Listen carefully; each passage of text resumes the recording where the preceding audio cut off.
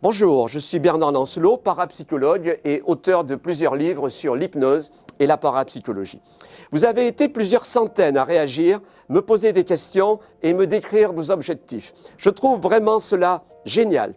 La plupart de vos commentaires indiquaient la nécessité de réussir d'abord sa vie matérielle pour pouvoir ensuite avoir l'esprit libre et évoluer spirituellement. Alors sachez que je partage entièrement cette idée. Dans la vidéo précédente, je vous ai enseigné les 7 points de la méthode de visualisation active. Je vous ai expliqué également l'importance de se mettre en harmonie avec l'intelligence de l'univers. Tout cela, en fait, a pour objectif de vous donner confiance en vous-même et de vous permettre d'atteindre à la fois la réussite matérielle et spirituelle. Ainsi, vous allez pouvoir vivre votre vie au lieu de la subir. Dans cette 3e vidéo, je vais aborder aujourd'hui les 7 erreurs à surtout ne pas commettre si vous voulez vraiment réussir. Nous verrons aussi comment développer vos pouvoirs intérieurs et je vous enseignerai à ce sujet plusieurs techniques de méditation. Alors, je vous interroge. Pensez-vous parvenir un jour à réussir votre vie ?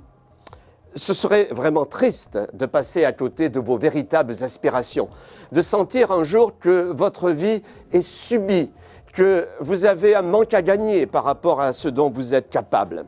Une telle situation, en plus, aurait des conséquences sur vos proches. Ils en souffriraient et vous ne pourriez pas les aider.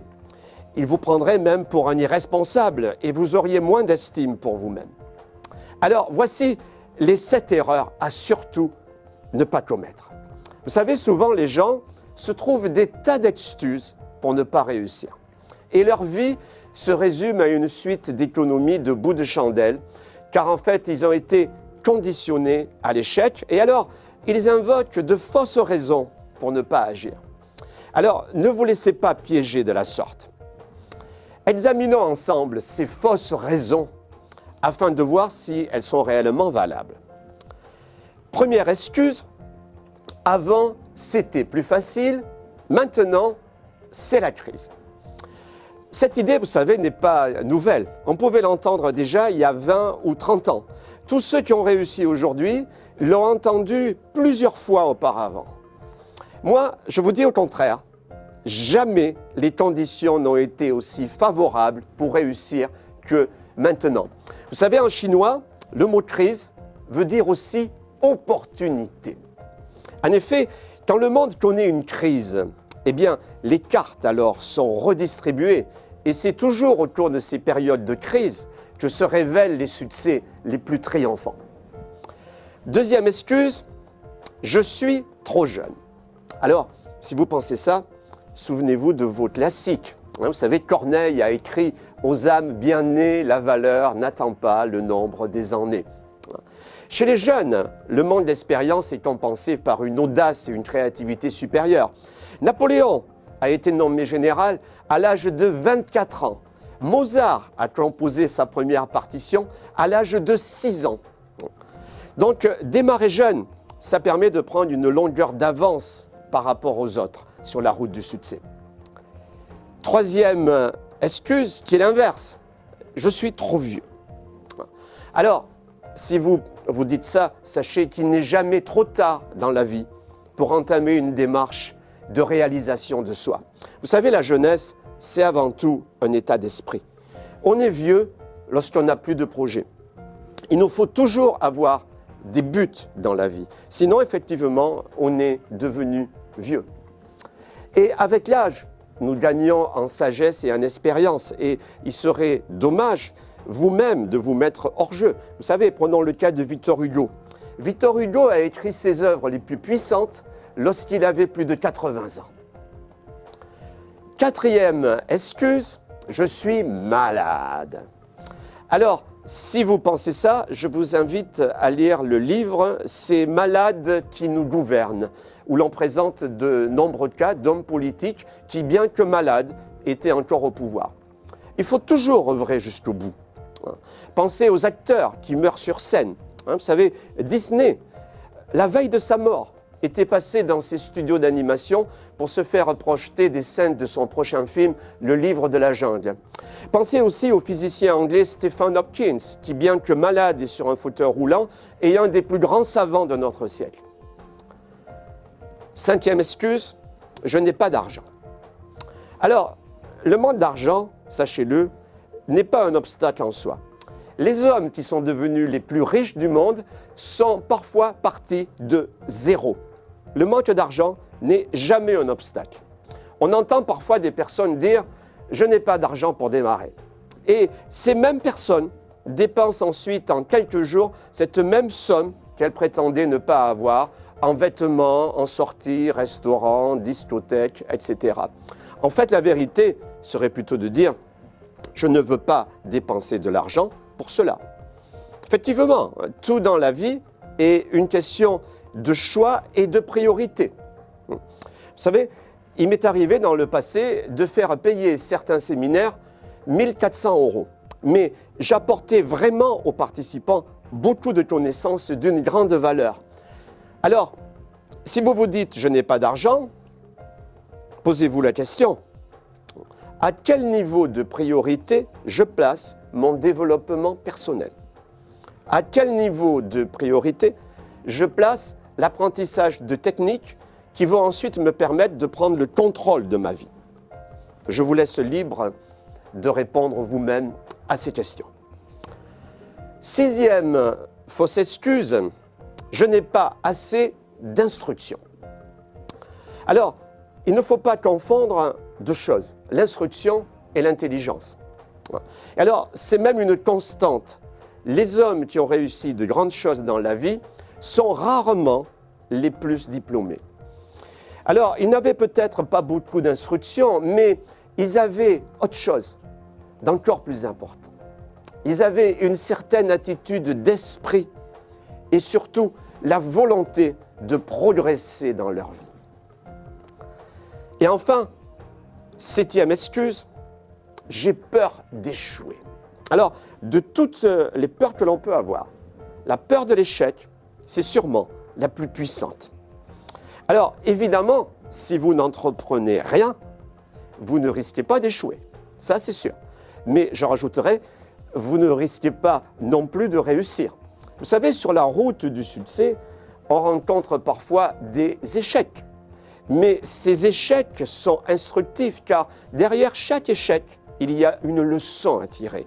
Et si l'on découvre cette leçon, eh bien, on ne fera plus la même erreur la prochaine fois. Et c'est ainsi que l'on progresse dans la vie. Maintenant, je vais voir avec vous les 3 facteurs clés de votre réussite. Car à l'opposé, maintenant, on va voir les choses que vous devez faire pour réussir. Vous savez, il y a des études très sérieuses qui ont été menées aux États-Unis pour déterminer les facteurs de réussite. Ils ont étudié la vie des hommes devenus les plus riches ou les plus célèbres, tels que Henry Ford, Aristote Onassis, Walt Disney, Spielberg, Bill Gates, Rockefeller. Et alors, il ressort de toutes ces études que les 3 facteurs les plus importants pour la réussite sont, premièrement, la soif d'apprendre. Ceux qui réussissent sont des personnes qui sont toujours à la recherche de nouvelles connaissances. Elles cultivent constamment leur esprit afin de développer de nouvelles compétences. Vous savez, à l'école de la vie, il n'y a pas de diplôme de fin d'études. Il faut toujours apprendre, toujours se remettre en cause. Celui qui pense tout savoir, eh bien, bloque pour lui-même automatiquement et à jamais toute possibilité d'évolution future.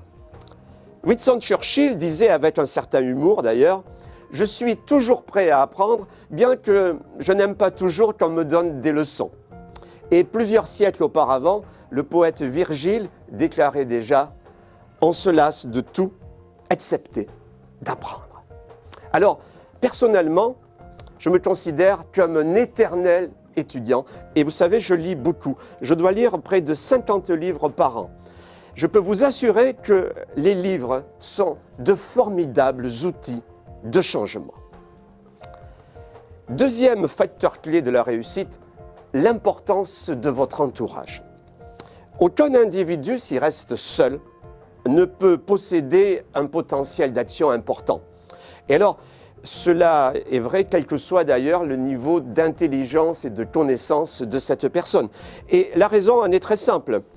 Le potentiel est quelque chose qui se reçoit et se transmet. Et alors, on ressemble toujours à notre entourage.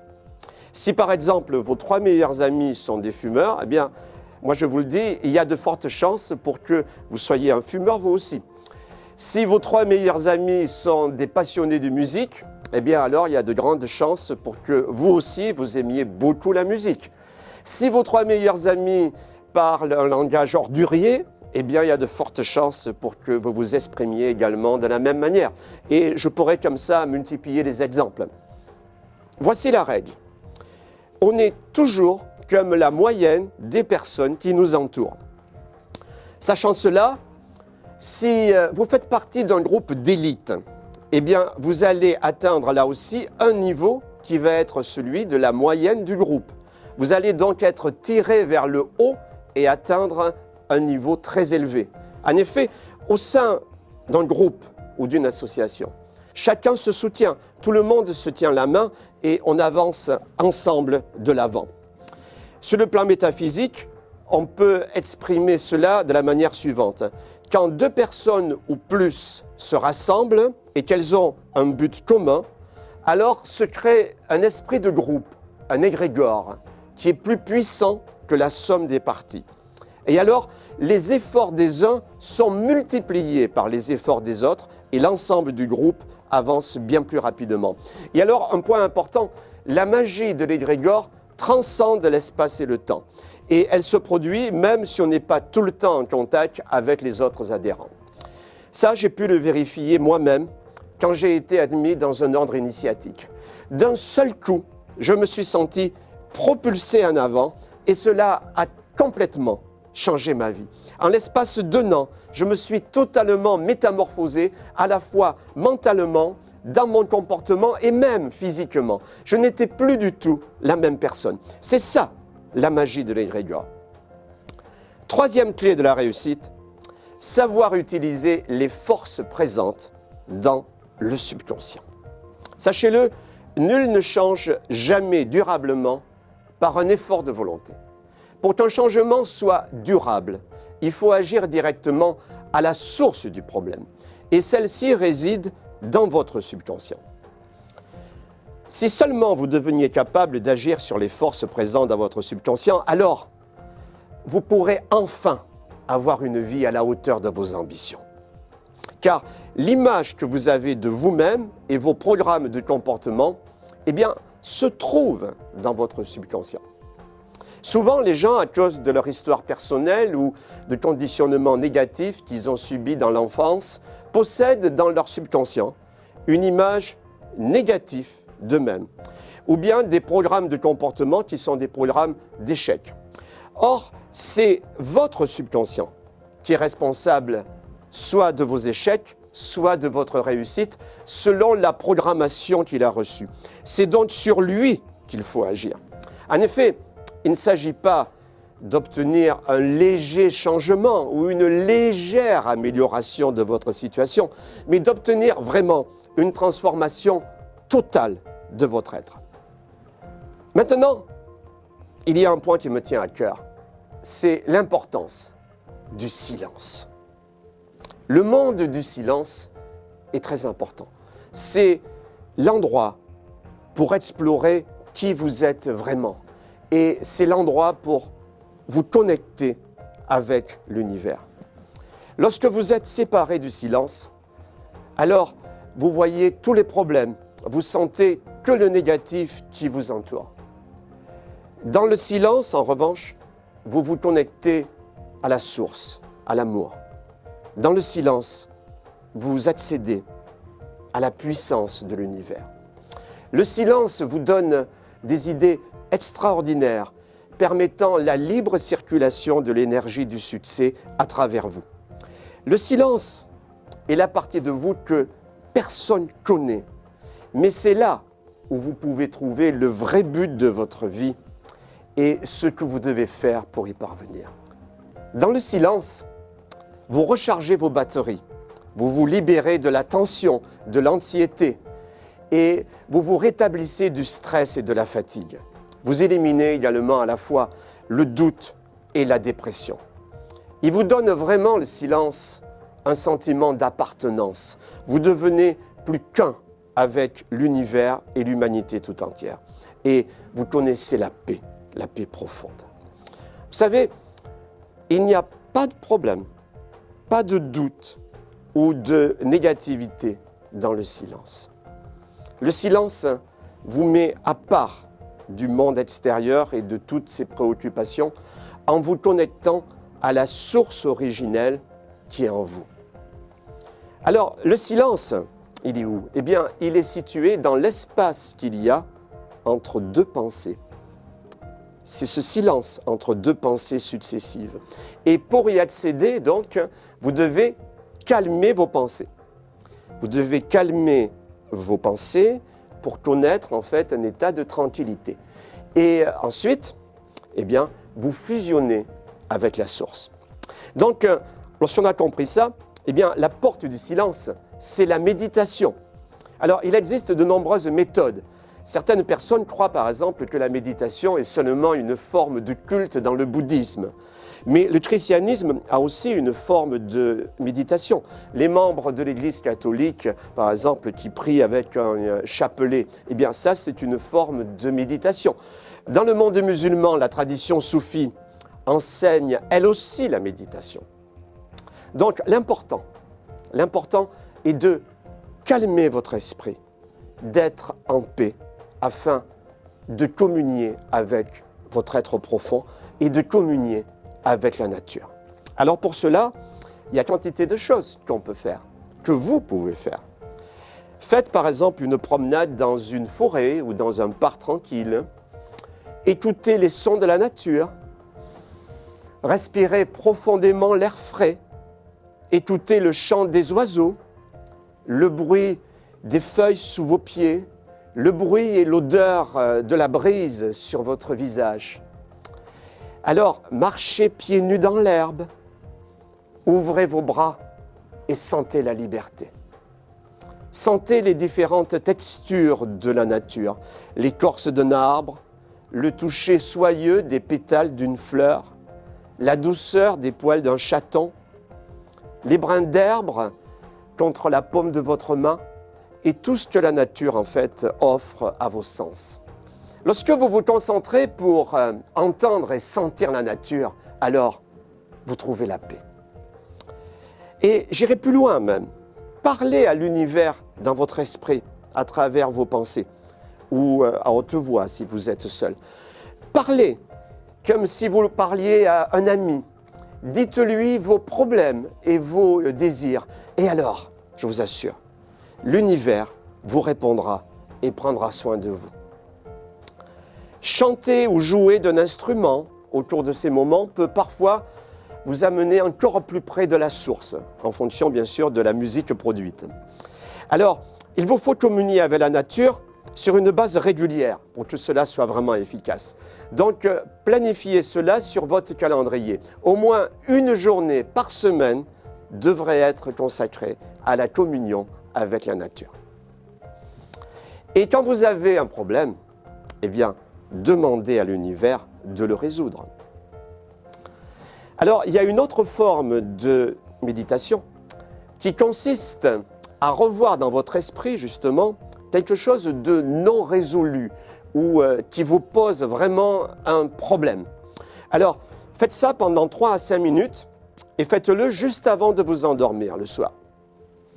Ensuite, imaginez mentalement la situation résolue de façon positive et demandez à votre subconscient ou à l'univers, si vous préférez, de résoudre le problème en vous indiquant comment faire au réveil.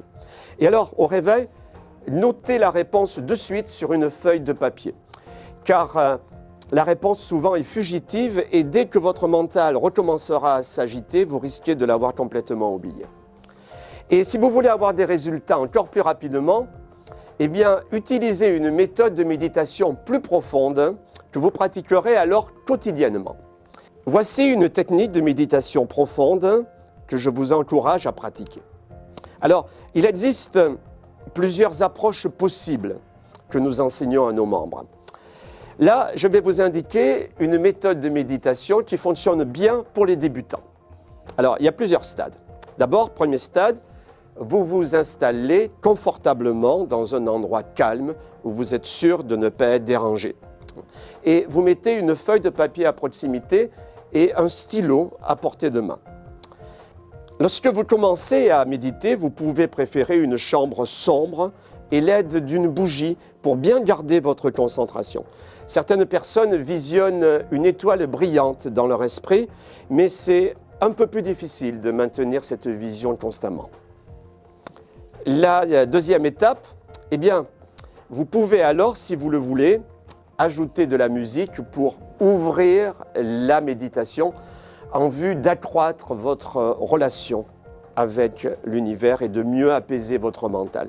Alors, je vous suggère n'importe quelle musique de relaxation, vous savez, les musiques de style New Age ou toute autre musique, en fait, qui vous fait vibrer. Vous pouvez utiliser comme musique une musique qui vous fait immédiatement communiquer avec l'univers au niveau de votre âme, tellement vous l'aimez, cette musique.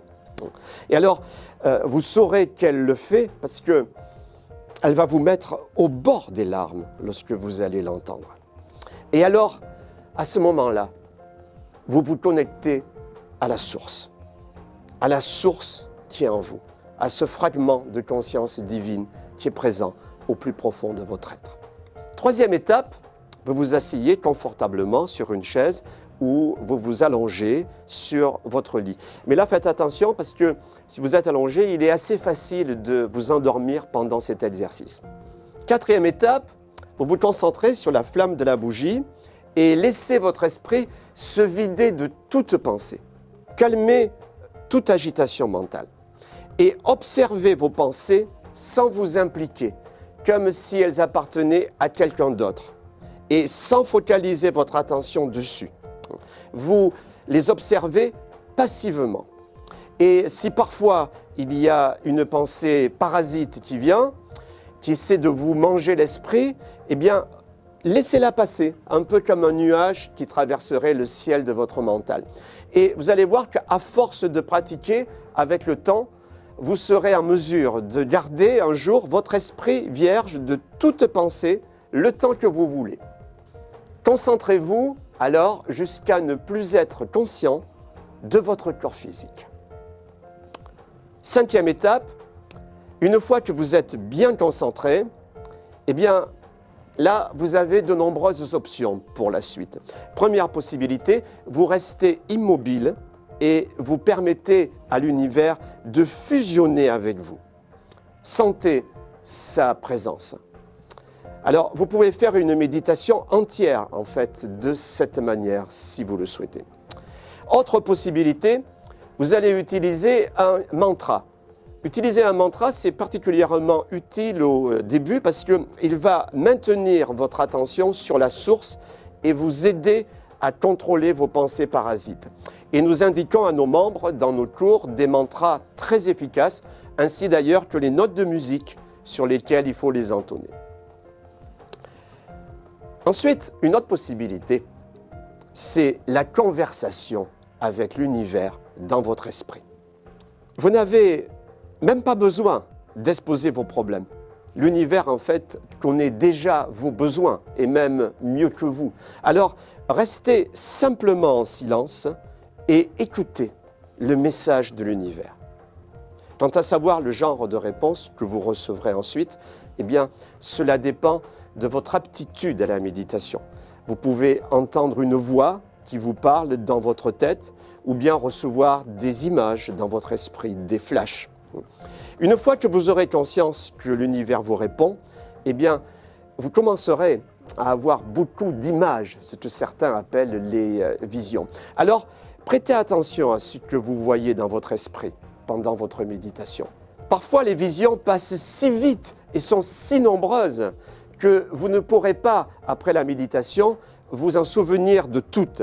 Mais laissez continuer ce flux de visions, car si vous essayez de vous en souvenir, en fait, vous activez votre mental et aussitôt vous sortez de l'état de méditation. Donc, vous vous contentez d'observer ce que vous voyez. Et ensuite, à la fin, eh bien, assurez-vous de remercier l'univers. Non seulement pour sa réponse, mais aussi pour tout ce qu'il vous fournit dans votre vie de tous les jours. Alors maintenant, je vous pose une question. Pourquoi pas vous? Sans le savoir, vous possédez en vous des facultés prodigieuses que la nature vous a données. Et il est regrettable que vous ne possédiez pas aussi leur mode d'emploi. Quel que soit votre âge, vous savez, vous pouvez transformer votre vie. Mais bien sûr, ne pensez pas qu'il vous suffit de claquer des doigts pour que cela fonctionne comme ça. Il y a des critères à respecter et maintenant je vais vous indiquer les critères d'une bonne formation. Une bonne formation doit s'inscrire nécessairement dans la durée. En effet, l'éveil des facultés psychiques, pour être harmonieux, évidemment, doit être progressif. Ensuite, une bonne formation mêle à la fois la théorie et la pratique. Car évidemment, avant de pratiquer, vous deviez bien comprendre les forces que vous allez utiliser. Ensuite, l'enseignement doit former un tout qu'il n'est pas possible de dissocier. En effet, lorsqu'on veut étudier valablement les phénomènes dits parapsychologiques, il est bon au départ d'avoir de solides notions de psychologie afin de pouvoir mieux les interpréter. Si par exemple les exorcistes avaient davantage de notions de psychologie, eh bien ils s'apercevraient que souvent les prétendus cas de possession démoniaque sont en fait des crises d'hystérie bien connues des psychologues.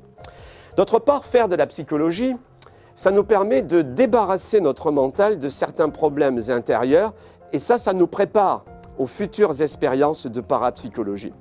En effet, de telles expériences ne peuvent être abordées que par des personnes qui sont parfaitement équilibrées.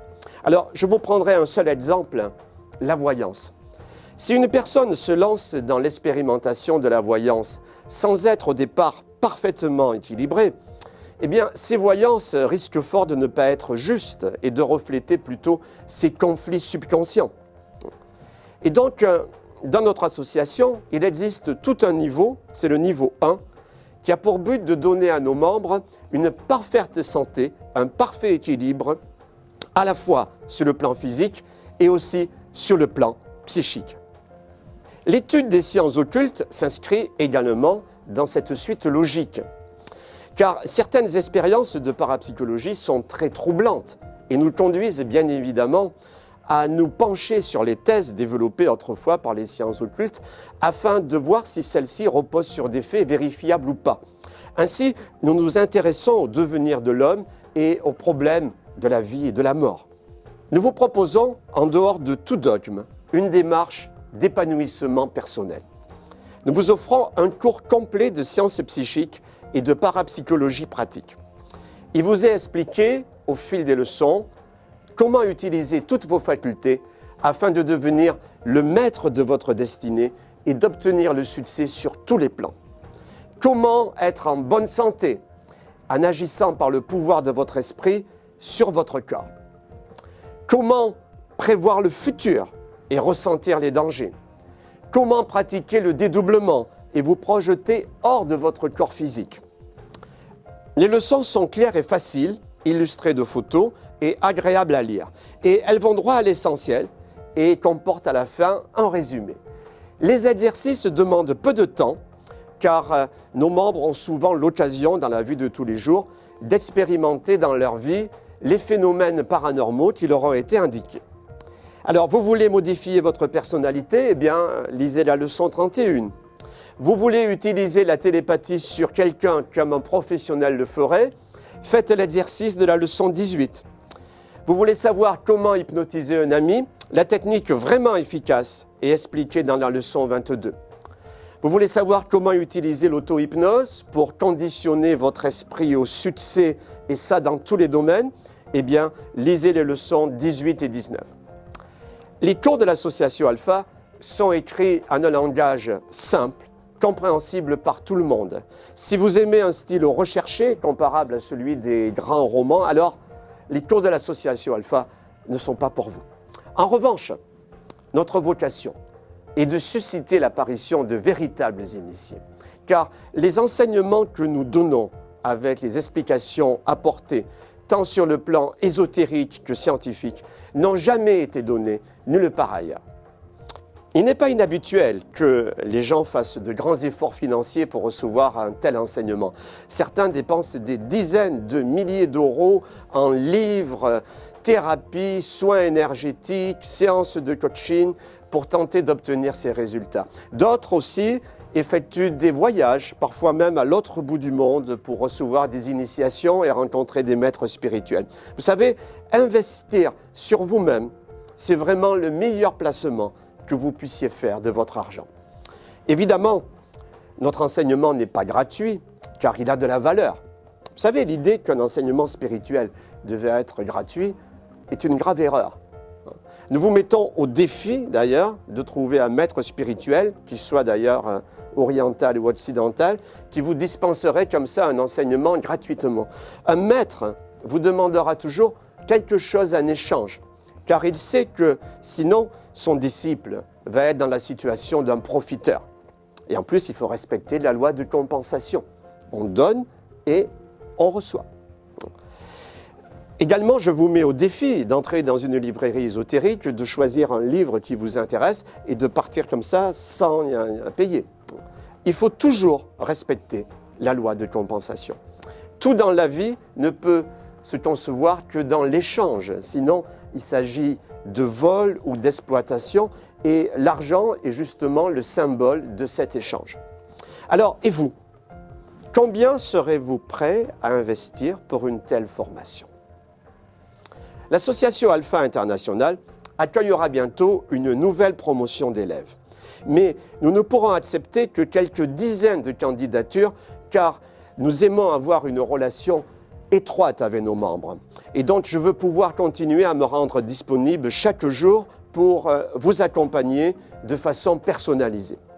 Je vais donc devoir sélectionner les personnes qui seront acceptées.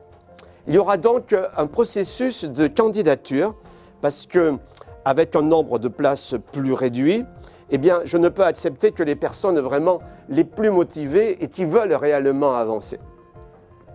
Notre cours aborde aussi les questions d'ordre métaphysique et permettent de mieux comprendre le sens de la vie et de la mort. Ainsi, la parapsychologie permet d'éclairer sous un jour nouveau certaines questions vraiment fondamentales que vous vous posez sûrement. Pourquoi suis-je sur la terre? D'où est-ce que je viens? Et où irai-je après cette vie? Et aussi, je rajouterai, quelle est ma raison d'être? Trouver une réponse personnelle à ces questions permet vraiment à l'homme de donner un sens à sa vie. En effet, que penser d'un voyageur qui serait embarqué à bord d'un train et qui ne chercherait pas à savoir d'où le train vient et quelle est sa destination? Alors, nous allons nous interroger par exemple sur la question de la mort. Pour les initiés, la mort n'existe pas. La mort n'est que la séparation entre le corps physique et l'esprit qui l'habitait. Pourquoi en effet accumuler tant d'expériences au cours de notre vie si tout ensuite est englouti dans la mort? La nature ne nous habitue pas à une telle perte. Si on observe vraiment l'univers, on se rend compte que tout dans l'univers a sa raison d'être. Et donc si l'être humain est sur Terre, ce n'est sûrement pas sans raison. Et son esprit survivra à la disparition de son corps physique. D'autre part, si le but de l'existence c'est de devenir parfait, qui peut prétendre, après en moyenne 80 ans de vie, avoir atteint la perfection? Très peu de personnes. Voilà pourquoi nous avons la conviction que l'âme doit se réincarner plusieurs fois sur la terre. Et cette conviction relative à la réincarnation s'appuie bien évidemment sur des faits. Et je ne vous citerai qu'une seule expérience, la régression dans le temps sous hypnose. Vous savez qu'il est possible sous hypnose de faire remonter un sujet dans le passé. Si on le ramène par exemple à l'âge de 7 ans ou à l'âge de 3 ans, il va se souvenir d'événements que parfois il avait complètement oubliés. Et non seulement il s'en souvient, mais il va avoir l'impression également de les revivre, de les vivre une seconde fois. Et si on le ramène encore plus loin, à l'époque de la vie intra-utérine, eh bien, la personne se met à prendre avec son corps la position du fœtus, ce qui est la preuve d'une réelle régression psychomotrice. Alors, au cours de certaines séances, l'association Alpha à pousser encore plus loin l'expérience, en faisant régresser la personne jusqu'à 100 ans ou 200 ans avant sa naissance. Alors, sur 60 sujets ayant participé à cette expérience, 8 se sont mis à parler et à se souvenir comme s'ils avaient déjà vécu sur Terre, dans une autre vie, dans un autre lieu. Alors, bien sûr, il faut être prudent dans pareil cas et se méfier de l'imagination des sujets qui, parfois, seul peut créer, c'est vrai, des souvenirs artificiels. Mais que penser lorsqu'une personne se met à parler une langue étrangère que jamais elle n'a apprise à l'école? Que penser lorsque, après enquête dans le pays concerné, tout le récit qu'elle a fait se vérifie exact? N'a-t-on pas affaire alors à un véritable phénomène paranormal? Alors, je vous laisse la liberté de conclure. Mais attention, sachez que la conclusion que vous allez adopter ne sera pas sans conséquence sur vous. En effet, l'attitude que nous avons par rapport à la mort détermine celle que nous avons envers la vie. Pour celui, par exemple, qui ne croit pas en la survie de l'âme, seuls les biens matériels sont importants. Or, cette quête des valeurs terrestres est illusoire et éphémère, puisque un jour ou l'autre, tout ce que nous avons entassé vient à nous échapper ou à disparaître. Il faut bien avouer que le matérialisme, comme philosophie, n'a rien d'exaltant. Il a comme perspective finale l'anéantissement total dans la mort. Une autre question importante à laquelle tout être humain est confronté est celle de l'existence de Dieu. Les occultistes utilisent l'expression de grand architecte de l'univers.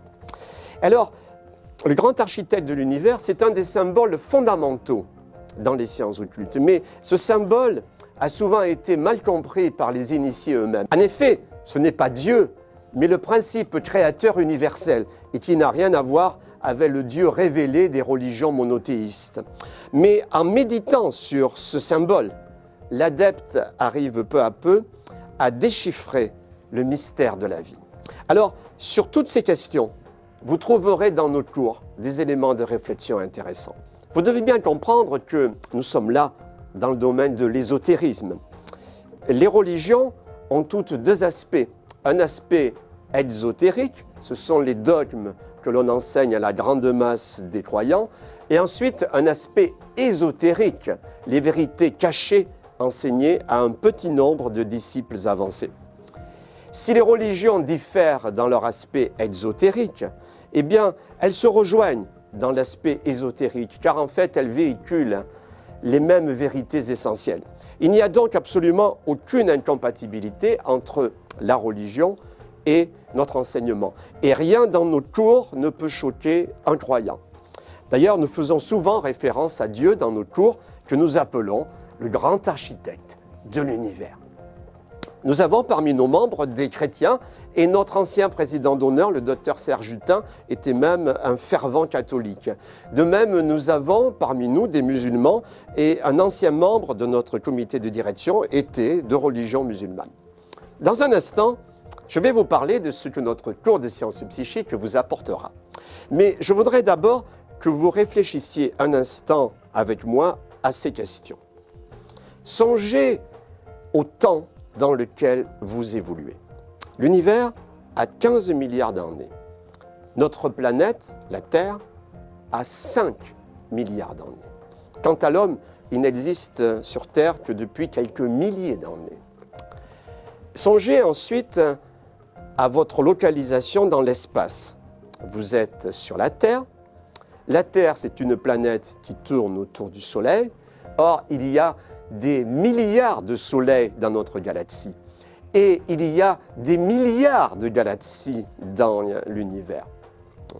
Et donc, c'est sur cette minuscule Terre, vieille de 6 milliards d'années, que vous passez votre vie, qui se mesure, elle, en dizaines d'années. Quel est le sens de tout ça? Certains m'ont demandé dans les commentaires de la précédente vidéo quelle était l'origine de l'association Alpha. Alors, je vais maintenant vous répondre. L'association Alpha a été créée en 1977 par un groupe d'occultistes désireux de mettre en commun le résultat de leurs expériences. Toutefois, l'association Alpha n'est pas un groupe récent. même si sa manifestation moderne date de 1977, je peux vous affirmer que les enseignements perpétués par l'association Alpha existaient déjà bien avant. L'origine de notre groupe, en fait, plonge ses racines dans le passé. On peut citer par exemple certains cercles de kabbalistes du sud de la France et certaines loges de francs-maçons. Simplement, en 1977, une association a été déclarée officiellement sous le nom d'Association Alpha pour concrétiser ses idéaux très anciens. D'ailleurs, la plupart de nos membres fondateurs appartenaient au départ à des sociétés occultes, certaines d'entre elles même très fermées. En réalité, l'occultisme tel qu'il est pratiqué par l'association Alpha remonte à l'Égypte des pharaons. Sur la terre de l'ancienne Égypte, les confréries d'initiés jouaient un rôle très important. Et la connaissance qu'elles véhiculaient se rapportait à la haute magie, l'alchimie, l'astrologie et les lois créatrices de l'univers. Cette connaissance a été transmise ensuite à des sociétés initiatiques, en particulier les gnostiques et les francs-maçons. Alors j'en viens maintenant à ce que notre cours de sciences psychiques va vous apporter. Alors imaginez un instant ce que pourrait être votre vie si vous saviez maîtriser les fabuleux secrets de la vie. Eh bien d'abord, vous pourriez matérialiser vos désirs les plus secrets. Il vous arrive peut-être d'avoir parfois un projet et de le remettre à plus tard. Et certains de vos rêves ne se réalisent pas et, eh bien, vous vous faites une raison. Moi, je vous propose une toute autre attitude face à la vie. Comme l'a dit Martin Luther King, vivez les rêves que la vie vous défie de rêver. Donc, retrouvez vos rêves d'enfant et réalisez-les. Dans nos cours de sciences psychiques, vous allez découvrir comment atteindre vos buts sans vous décourager. Comment dégager une conviction intense et qui balaye vraiment devant elle tous les obstacles. Lorsque je vous aurai révélé les secrets occultes de la réussite, il vous sera facile de matérialiser vos désirs, vos projets et de réaliser vos rêves, même les plus fous. Croyez-vous à la chance? Quand on voit comment cette dernière peut favoriser quelqu'un, on est obligé d'y croire. Mais en fait, il y a un truc derrière cette chance. Et tous ceux qui ont de la chance l'appliquent, même si c'est parfois inconsciemment. Et dans nos cours, vous allez le découvrir. Et cela, vraiment, va transformer toute votre vie. Vous deviendrez maître de votre destin avec pour destination la réussite. Ensuite, je vais vous apprendre comment réussir dans les affaires. Bien que la réussite matérielle ne soit qu'un des aspects de la réussite d'une vie, c'est vrai que l'argent constitue dans la vie un passeport qui vous aidera énormément et qui vous permettra de réaliser vos rêves. Les lois du succès que nous vous révélerons peuvent aussi être utiles dans le cadre de votre vie professionnelle et vous permettre d'attirer à vous à la fois succès et l'argent. Et vous connaîtrez enfin une situation financière stable et vous serez à l'abri du besoin. Et surtout, je vais vous permettre de donner un sens à votre vie. Élevez-vous au-dessus de la condition des simples mortels et sachez pourquoi vous êtes sur la terre et quelle est votre mission. Car nos cours abordent aussi les questions d'ordre métaphysique et permettent de mieux comprendre le sens de tout ça, le sens de la vie et de la mort.